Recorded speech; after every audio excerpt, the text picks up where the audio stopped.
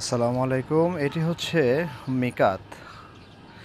এখান থেকে যদি ওমরার উদ্দেশ্যে কেউ এহরাম পরে ওমরা করে, তাহলে তার একটি বড় হজের সওয়াব সে পায়। তো এই মসজিদটির গুরুত্ব অনেক। এই মসজিদটির ভিতরের অংশ অনেক সুন্দর,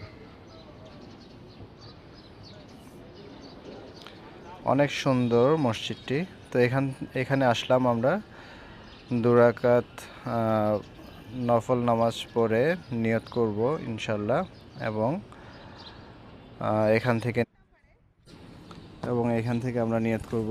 নিয়ত করে তারপরে আমরা ইনশাল্লাহ ওমরা করতে বেরোবো।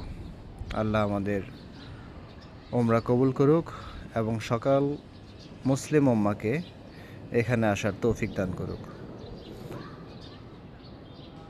দেখেন কি সুন্দর মসজিদ।